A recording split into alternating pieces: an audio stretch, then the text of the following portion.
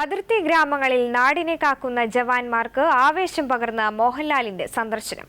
Kannur territorial army brand ambassador lieutenant colonel എന്ന നിലയിലാണ് super star Jammu കാശ്മീരിൽ സന്ദർശനം നടത്തിയത്. കണ്ണൂർ ടെറിട്ടോറിയൽ ആർമിയിലെ ജവാന്മാർ ഡ്യൂട്ടിയിലുള്ള ജമ്മു കാശ്മീരിലെ സൈനിക കേന്ദ്രത്തിലാണ് മോഹൻലാൽ സന്ദർശനം നടത്തിയത്.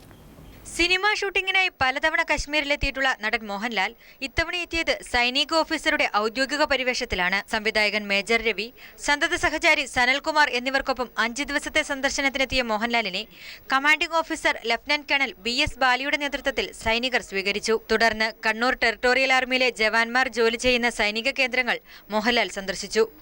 കശ്മീരിലെ മരം കോച്ചുന്ന തണുപ്പിൽ രാജ്യത്തിന്റെ കാവൽക്കാരായി സേവനമനുഷ്ഠിക്കുന്ന സൈനികർക്ക് സൂപ്പർ സ്റ്റാറിന്റെ സന്ദർശനം ആവേശം പകർന്നു. വിവിധ യൂണിറ്റുകളിലെ സൈനിക ഓഫീസർമാരുമായി ചർച്ചകൾ നടത്തുകയും അവിടെ സംഘടിപ്പിച്ച കലാസാംസ്കാരിക പരിപാടികളിൽ സംബന്ധിക്കുകയും ചെയ്തു മോഹൻലാൽ. കണ്ണൂരിനെ രാജ്യത്തെ മികച്ച ടെറിട്ടോറിയൽ ആർമി പദവി നേടിയെടുക്കാൻ നേതൃത്വം നൽകിയ കേണൽ ബാലിയെ മോഹൻലാൽ അഭിനന്ദിച്ചു. 2009 ബ്രാൻഡ് അംബാസഡറായി ചുമതലയേറ്റ ശേഷം 4 തവണ കണ്ണൂരിലെ ടെറിട്ടോറിയൽ ആർമി ആസ്ഥാനം സന്ദർശിച്ച മോഹൻലാൽ ഇത്തവണ സൈനികർ സേവനം ചെയ്യുന്ന കശ്മീരിൽ എത്തുകയായിരുന്നു.